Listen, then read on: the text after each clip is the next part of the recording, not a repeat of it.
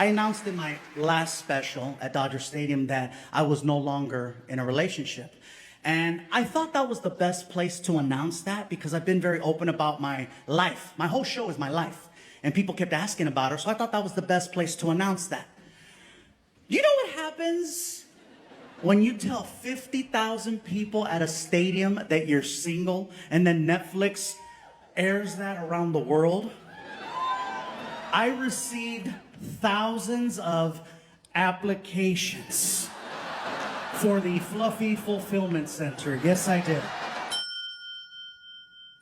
That's right, Netflix. Fluffy is hoeing out. It was incredible, it was exciting, it was overwhelming, and it was terrifying because I didn't know what they wanted. Well, I'm gonna tell you that since announcing that I was single, I've gone out on a few dates. And yeah, I don't wanna say how many because I don't want your judgment. Fluffy's a whore. He's a sucio. He's like Santa with all his ho-ho-hos. Yeah.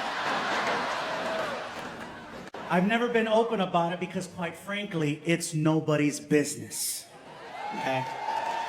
However, it does pertain to the story that I'm about to share with you.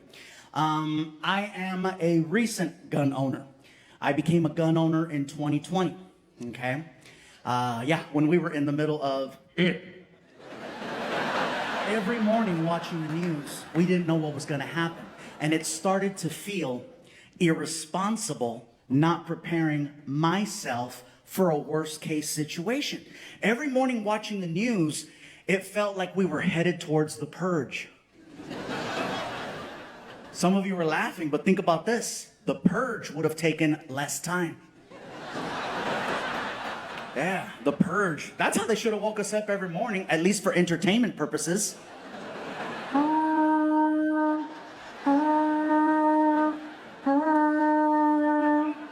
I'd like to thank you for your participation in the pandemic. The local time is 7:45 a.m.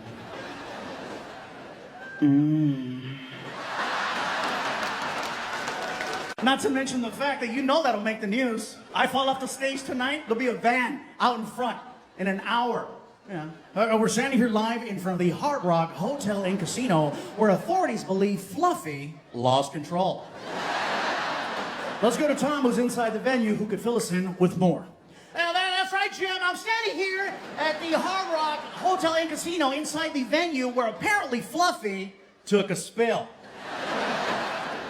It is still uncertain as to what happened here tonight. We did have a chance to interview local authorities who had this to say. Damn! It is still uncertain if there was any problems with the stage. We did speak to security who had this to comment. I saw the whole damn thing, okay? Woo, Fluffy fell. He fell hard. I ain't seen that many white people cry since a Taylor Swift concert. It was bad. It was bad. And in Miami, are you kidding me? He hurt more Cubans than Castro.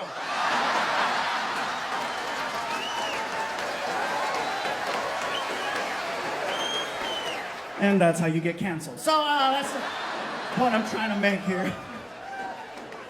For those of you that don't know, I was in Magic Mike. Yes. I know, I was the only one who didn't get naked.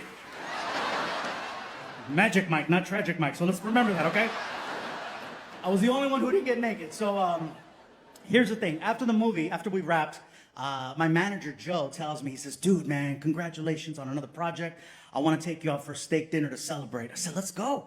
So he takes me to this restaurant called Ruth Chris Steakhouse. Now, very popular chain around the country. We go there, we sit down, and here comes the server. And the server's real bubbly. He's just, hey guys, what's going on? Are we celebrating anything today? Actually, yes, we are.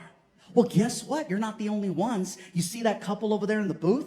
That couple is celebrating 55 years of marriage today. And we're like, what? So we look. I said, how come they're not talking? I wondered the same thing, but the man made it a point to say 55 years, and I thought that was pretty impressive. I go, no, it is.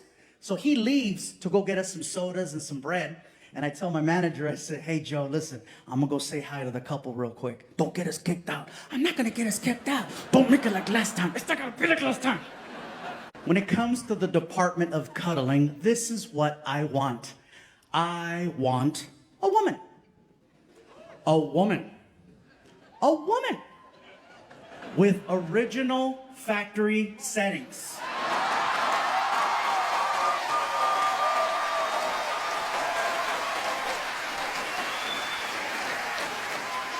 This woman needs to be equal to or greater than in size. She needs to be a big girl. I prefer a big girl. I want a big girl. Oh yeah. Oh yeah. This way we both can agree on the temperature of the thermostat. And only big girls know what I'm talking about. See, I'm a big boy, and as a big boy, I always run hot. Heat affects my mood. When I'm hot, Dustin, I become irritable, cranky, my anxiety goes through the roof. So for me to feel comfortable, I like to set the room to 68 degrees, okay? That's right. And only a big girl can truly appreciate that. Skinny women, not so much. And let me tell you, I am tired of disappointing skinny, cold women. And I had to ask the question.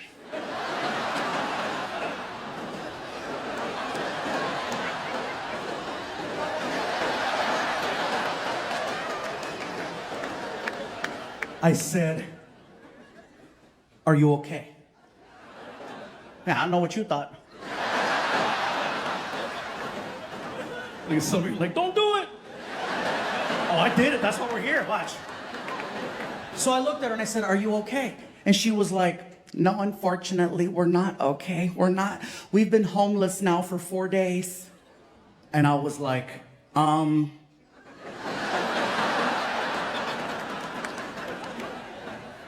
don't know if you heard, but I didn't correct her. I didn't correct her because I'm not a dick. That's why I didn't correct her.